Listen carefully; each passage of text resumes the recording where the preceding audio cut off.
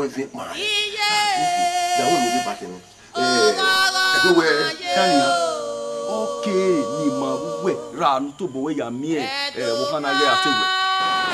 Wo da mo. Wo bo no bia ku. Oba do wa. Right now, I'm going to tell them I'm the prince of this land. Yes, sir, Mogo Bamese.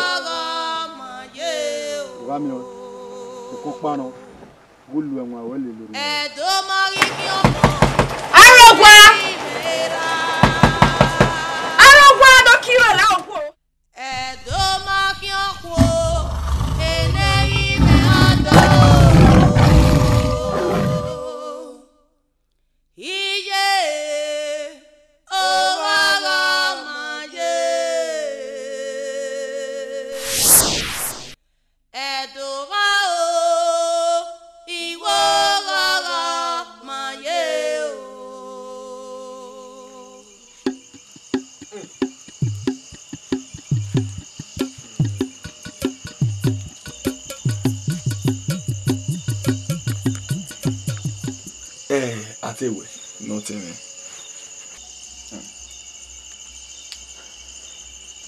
Egwa kede ban. Egwa. Ekede. Ohe bona na gboya fe nebote. Owa marere gunara, amarere khaime ye ni vi no fi ave ku lege na. Amadi. Ori me ham me we ki ma si yakwe. Ulege ga u. Ye. Ulege atmanu.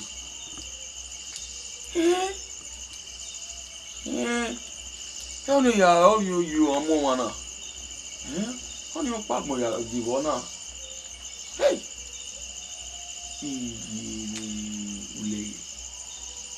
Ulege omo no wa wo ma me rio. Ulege magbe. Vena hana. Uweta seri owe. Ta ba gari ezukodo. Ya hovielere. Obuki ana ni ohiaru pa eno.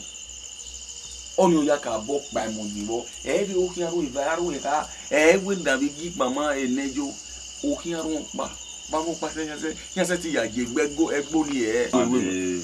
Kodure. Igajo yari ni vere. Wajo. Yeah. Wa mi ri mane. We gbari ye mane o vego ya gole ke nwe pa mi wa gbo wa fo. Ha?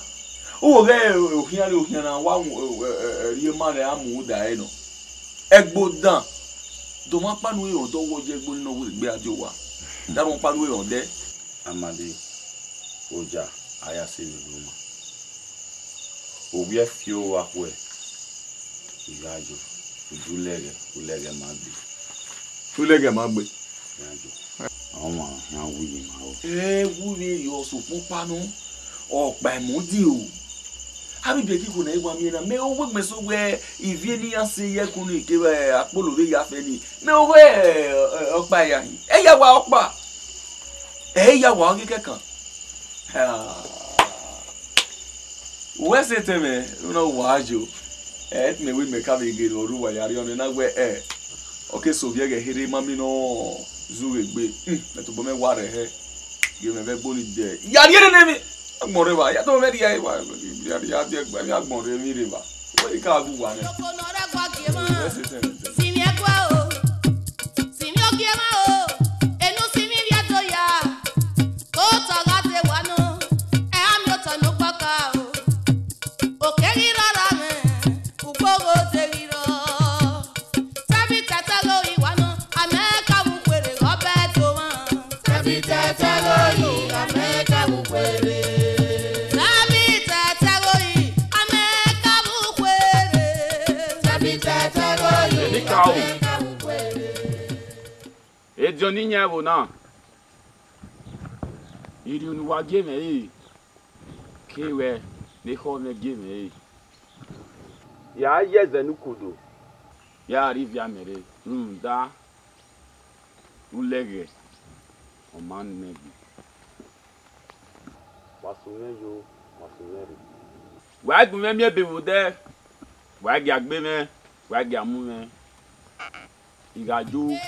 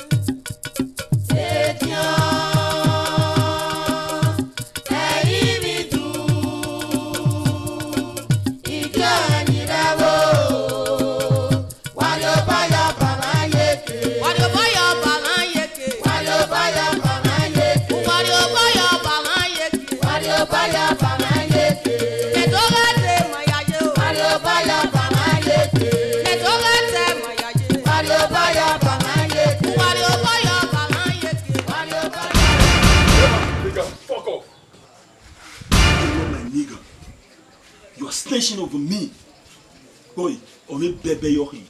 You know what? If this thing happened to be in Boston, America, I would have bust your head. You are not my nigga. Fuck you.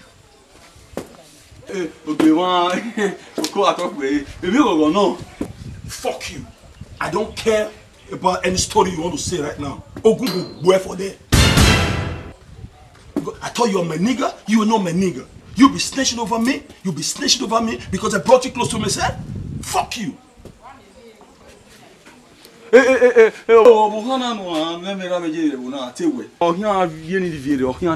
don't care. Or yes, you could do a vivere. If you, I tell you, here in video, man, see where are they? No, my nigga, my nigga, my nigga. That's my nigga. That's my nigga. You mean, this call for celebration. Are you sure what you are saying right now? Or did you tell him I promise a reward? I can't reward you. Are you sure? That's my nigga. That's my nigga. This call for celebration. Abi, follow me. Get when Rose dress.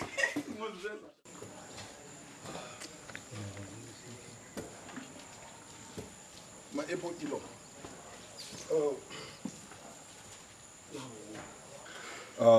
Emnana ya fifi no sunu. It's on me. It's a shame on my part. Now, I'm the prince of this land. Moko nek me oge na.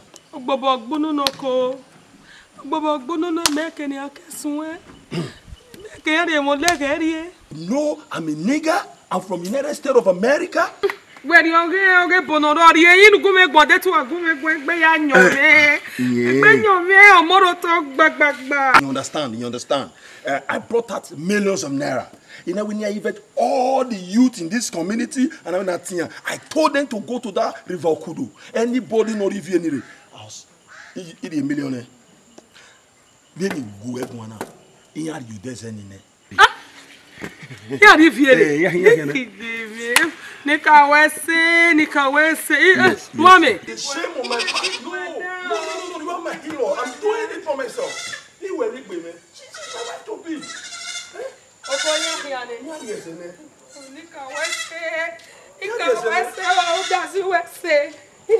have money, I have cash, and I told everybody I will pay.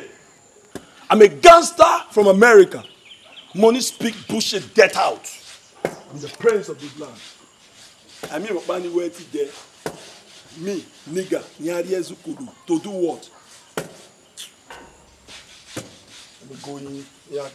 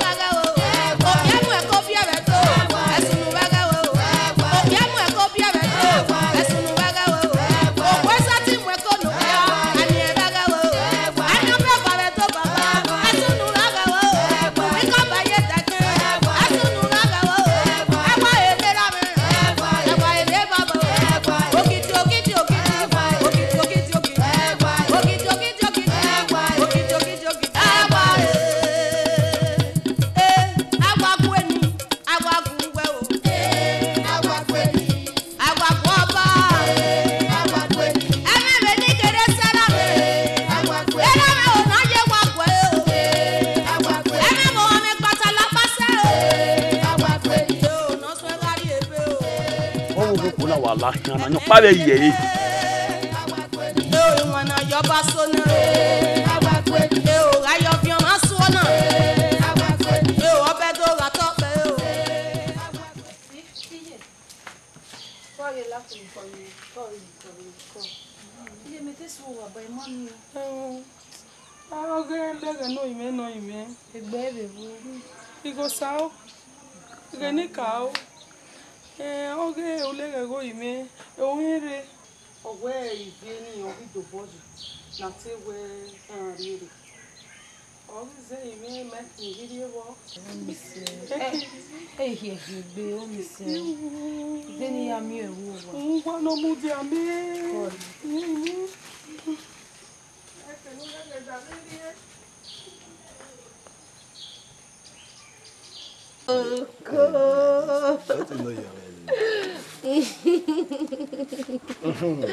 I'm the prince of the land.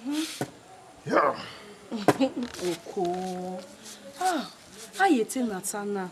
Ebi no sunu we na o ma egbu wegbe. O ma gbe wegbe. I'm the prince.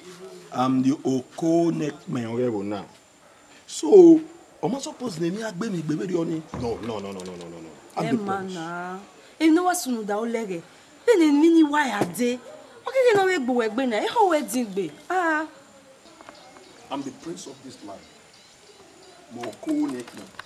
So, Uguma gewu. Agboma ge there. Onye potete e koma. So no wo awune abere. Osime we gugu ari ona. We me. Osime no nia. Oye ba, osime no. Ulege hin wa ti wa wu we ri o. Me se no wu. They me. Let me need to know that. When my Beyonce could have looked for another Jay-Z. What I know. Oh my video. Oh no wuria. Oh boy as. Emo gie. Magi ohun ni. Okay. That's my girl. Okay. What the hell you doing here? Fuck you. Get out. Don't mess with me. Don't fuck with my crown. I'm the prince of this land. More cornet man. Say, baby, you can play with me. Don't play with my crown. Fuck you. I'm Kuba. No. It's him even on board. Are you okay? On board what? Look, don't mess up with my crown. You can mess up with me. But don't go here. You can play with me.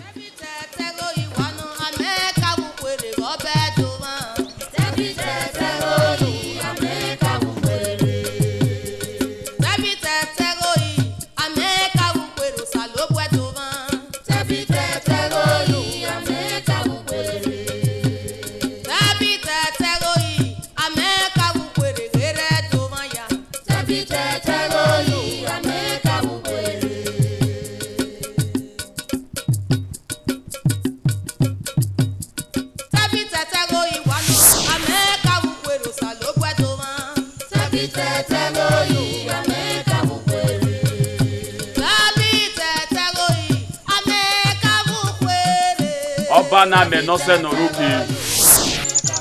Inene no bobi.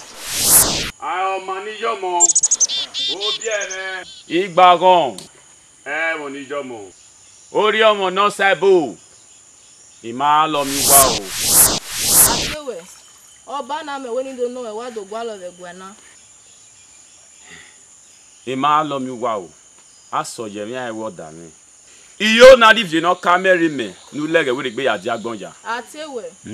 Ebi nu gwa lo oga so bro.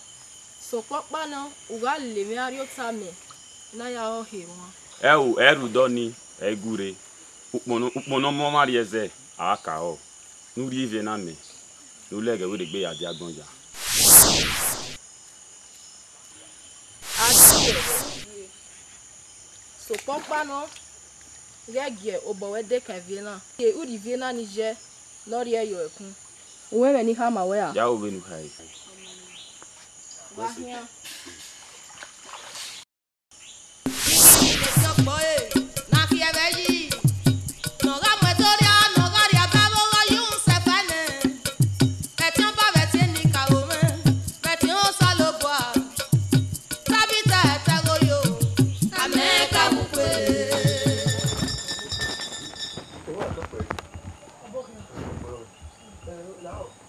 Ogwa me te wa de na. Ati yo mi. Jaji ge mi. Me so pa no e go do no we. Ipa o mo na re ulere. De wo ira gbon o. De wa fi o. Imagine e te wa e te nu da re ndo no.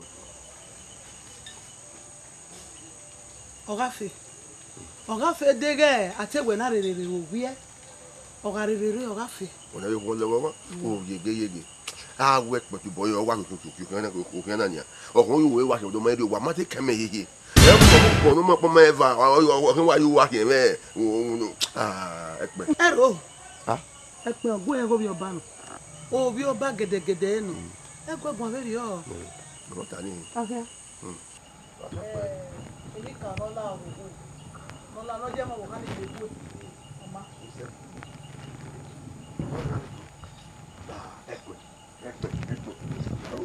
Oh, yege.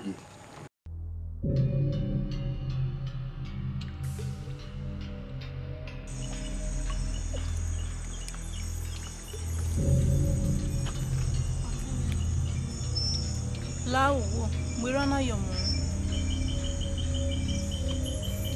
Inú yọ̀wọ̀. Ọ̀gbẹ́ni ké họ́wọ̀ náà ọkùnrin mọ̀ ìyá mọ̀ sí ẹ̀. Àmà, dé ni mú.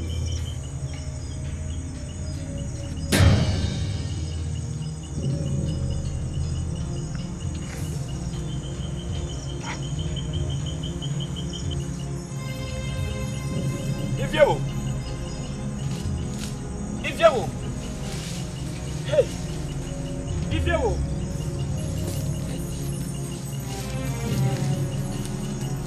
Hey. Ifewo. Hey. Abaname.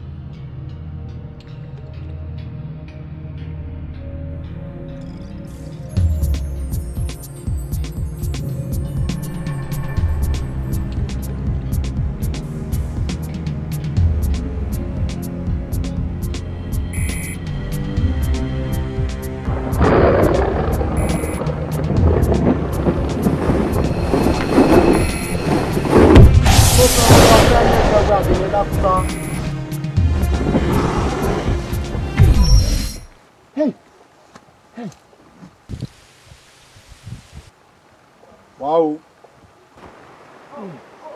Ivia me ya rie kezeri. Ime imiwe.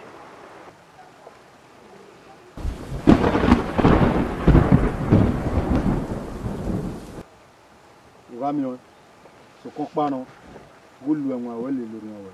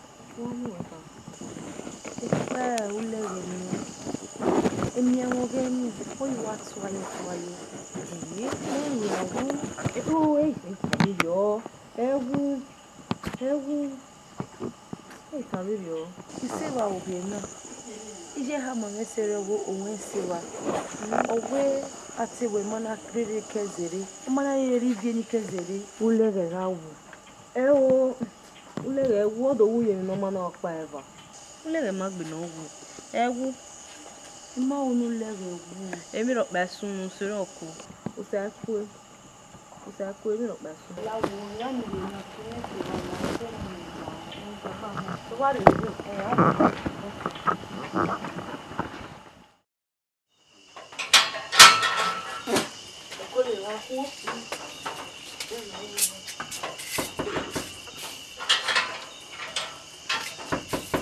Arogwa. Ija arriba ni ayi. Wa bi e. Ogezo no abota.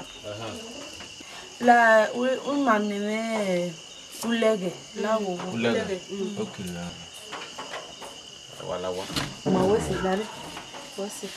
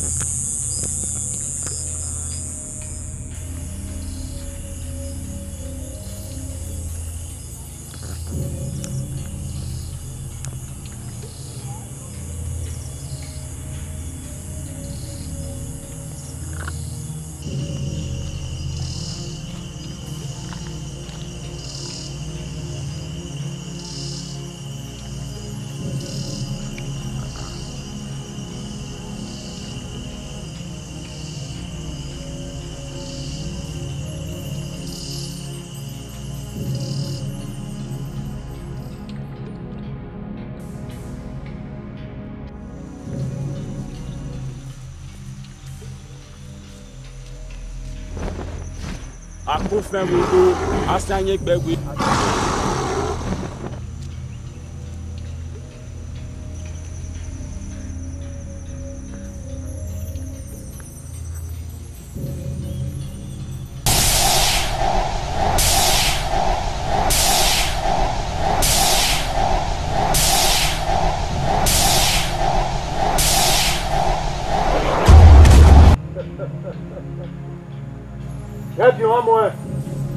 Abokian. Ijari. Amakian kian de igwe na kian. Ebio. Okian nukian. Okian no mai no. Igwe ni kama wewe. Ulege. Okwe iwe no. Okwo nugarie. No sakmo no mawe. Okwo no hian do 20. 20. Ulege. Ese ano wa koma agwa no gbegbo ere na do aria ogo. Ese ano wa koma asewe. Ese ano wa koma na sewe oi o ki oi.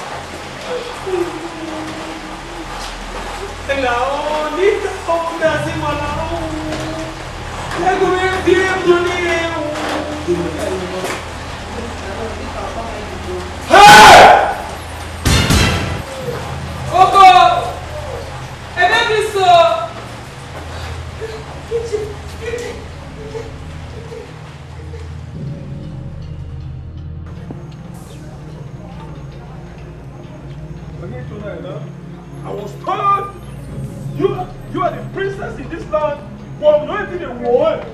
Yet you couldn't do nothing. Ugbawari mi eni awe atewe mare. Oye, Mario. You know me, baby so your bao.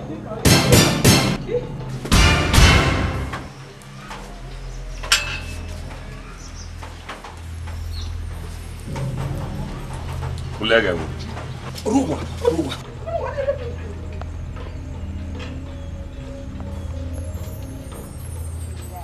Edi kawa wese.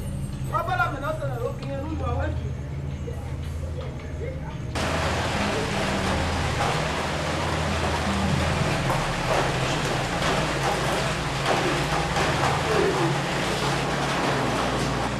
No, you Lege. No. É que posso montar.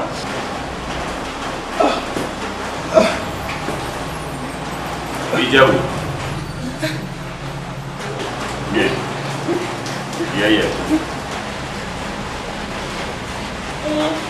Ẹkún ẹ̀yíká ẹ̀.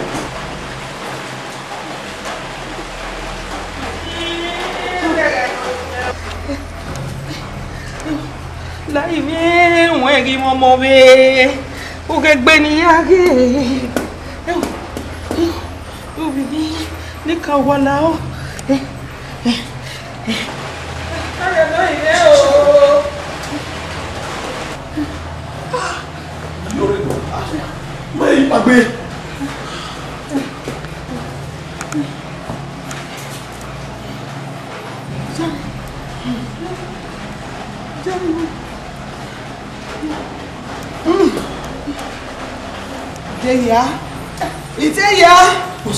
So báyọ̀ máa ń jẹ́ àwọn ẹlẹ́kùn ẹ̀. Ọ̀bọ̀n yẹn lè jẹ́ àwọn ẹgbẹ́. Ọmọ ẹgbẹ́ yẹn náà wọ̀ ọ́. Ọmọ ẹ̀wù. Ìjẹ́. Gẹ́nu. Hey, what is going on right here now? What's going on?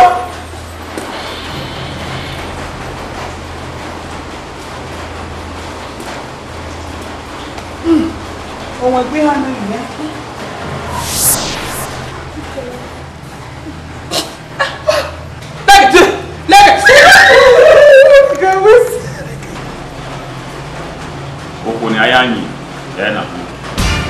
Are you okay?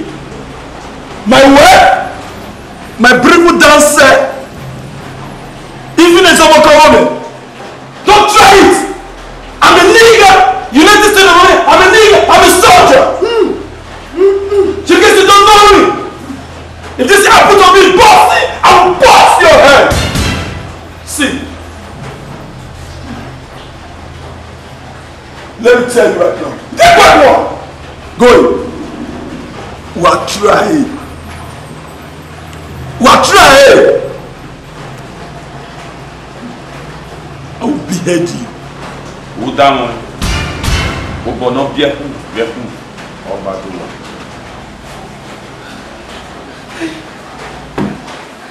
What the fuck is going on here?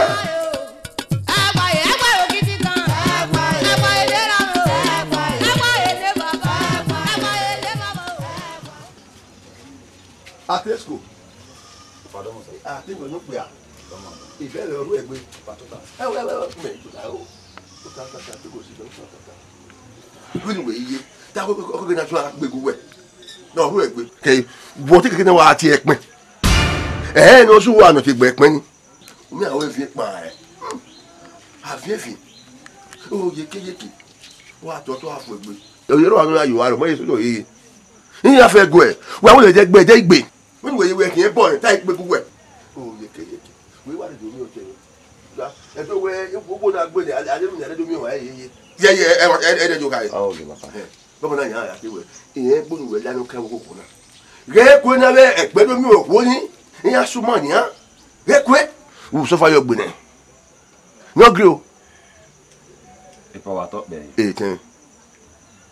Ní mẹ́nà ti wẹ̀ ayá sọ ohun fún wa ní ayé. Ìwà wúwa mà sẹ́. Mẹ́wọ̀ èmi dò mẹ́wọ̀ èrò èmi ajẹ́yàwó ajẹ́yà mú yàn. Àti kòkòkòkò. Ó lè wúwe ní àjò àrẹ tẹ̀mẹ̀ àwọ̀ yìí fi pa oyóró àwọ̀. Àwọn ẹ̀dẹ̀ kẹ̀yà rẹ̀ wẹ̀ kàmí ẹ̀wẹ̀ ni èmi afẹ́ tí afẹ́ ẹ̀gbọ́ ẹ̀ ní wíyà máa gbọ́ àwọ̀ gbogbo ẹ̀yẹ pọ̀pà. Wọ́n náà yàn sọ́fà yóò gbìnà. You too labourless. Wọ́n àti ẹ̀pẹ̀ ẹ̀ ní lọ́sọ̀ wa ni. Wọ́n náà mà ní àwọn fi pẹ̀ ọmọ ní òun àgàdẹ́ pé o. Ní àwọn ẹ̀ sọ̀rọ̀ yóò láyé wà. Omi ẹ̀pẹ̀ òun láti wá kí. Oko atọ be. Ni wa ya mudi ya na isan so ma we te ro pa. Iya ji we ro pa. What the fuck you talking about? That's Yegube. What coming here right now? Oko atọ be. Fucking nigger. No me where. Hope there's no problem.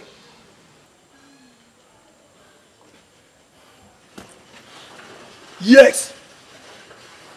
Right now, I'm going to tell them I'm the prince of this land. Yasamogo Bamese. I will tell them I stay in Boston and you rest of America. If you mess up with me, I will bust in your head. I will tell you I'm not in my uniform. Yes, madam, I'm not men working here. You think well because I'm the prince of this land, I'm an idiot. The meaning of the fucking you're saying about. Fuck that fuck. What the fuck you talking about? So you scam me, baby? You placed a prank on me? All this is a prank. Yes. I got it. This is a prank, man. You pretended like you faint. Then you plan to ruin my life. I will tell you, me. Oh shit, what the fuck? What the fuck is going on right now? I'm an animal in uniform. Okay, baby, I thought you are my Beyonce. How was your jersey? You think I don't know this scam? You can just scam me, okay? Eh? You pretended that you in coma. He told you something that fucking bastard came that he want to marry you. You fucking idiot. Me. I have some over by myself. Yes. What the fuck you talking about? I don't care whatever you want to say right now. I don't care whatever you want to say right now. I'm going to kill everybody. I will kill your father. I will kill your mother. I go back to Boston, United States of America. What the fuck you talking about? I'm the prince of this land. I'm the lion. Don't fuck up with me. You think you fuck with me? You go free? Fuck you, idiot. My Beyonce never loved me. I was just your jersey. I thought you were Beyonce. You're the fucking idiot. Bastards. Fools.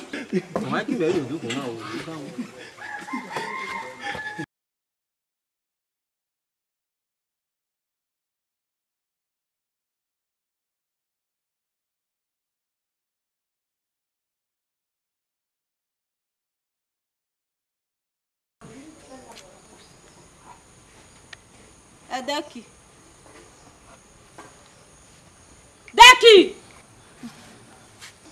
Boye. What's no that what way? We are Emuko ulege eke watiwe emu. Ni so some gbe. Some gbon botorele. E o be watiwa wa ni. No na we yen hian ulege yo wa. No that wa ti yeze yari if you no ra mere. Ofo mi na ewe ulege boko ope ni ake azegbo se vebu na. Maya Erio de. O ma bun.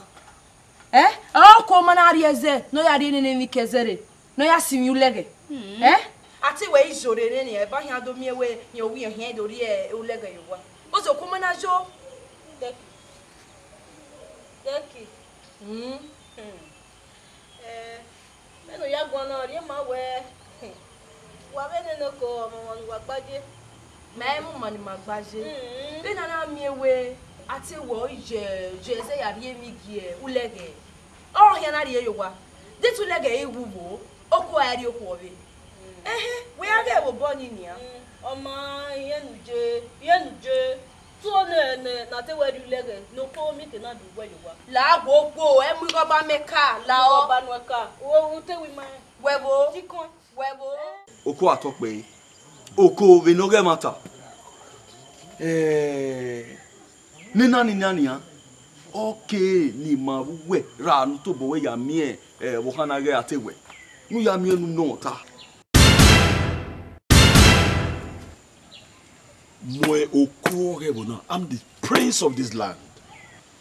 Atewe. Ototo me oyi. Oko re. So is that a boy? No. I will not take that from him. And moreover, you should know I'm traveled to the United States of America. I don't beg. I stay in Boston. No. Oko atokpe la wajo. Yeah, oko. So kuma be no hana gi jena atewe. Ti on po no gi lo. Ojebe we ti na gi oge kekan.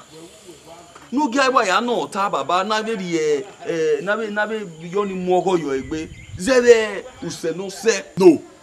You dan su se ne osu. No. Ototo me oyi. My the many prince made a common man. I tell you. Mama when I am me, when I was boy, radio work can. Ko na wa boy radio work can. I tell you, my come on. Nutia come on, I tell you, my come on. My come on, very onu ga boy. Ya lele we. Wow, I say. Oh, so cool. We feel where we are. I general fan, no, you can I think there is a headway. There is a point on it.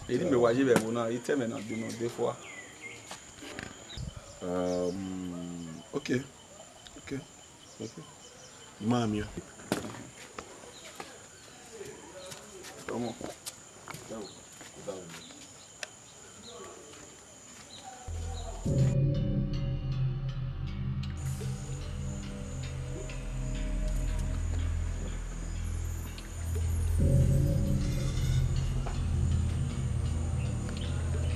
Anihi, ye gwema, evi kiru anwe.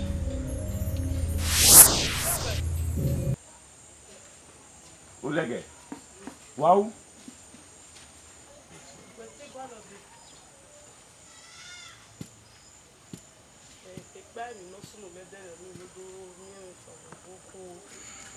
Uwe dere wegwa ufie foge mo honu hia yanyi. Una weni do no we ademata no a ubege me no ko ya unwe pano na wo simi osege me. Ulege. E mata no. Egbo dogu de nijo. Nya ha ma me severi ogbe ohoni ayanyi ouhin. Ulege. Ugan me me. Beyonce! Oh! So Beyonce, you are the cheap! Metewe iku aweye. Unknowingly to me that you are cheating on me. I thought you're my Beyonce, I'm your Jay-Z, you are not my Beyonce. See? Daddy, let me tell you. I'm a nigga. I came from the United States of America and I stay in Boston. If this happened to be Boston, I would have bust your head.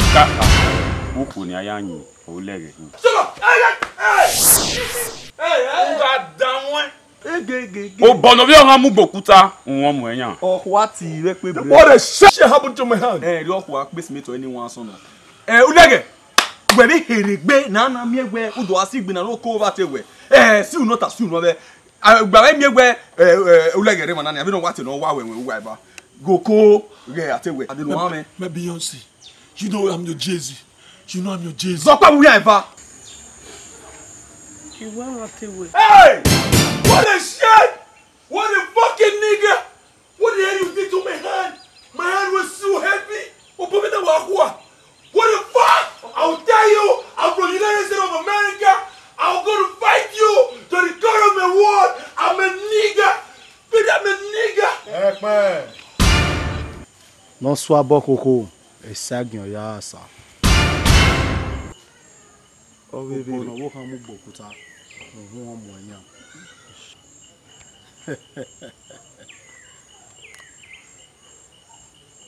Où dodia, où est de soi que gamme yo que gamme. Uga certain 20 years dans hawe. O mai go we bien na heke.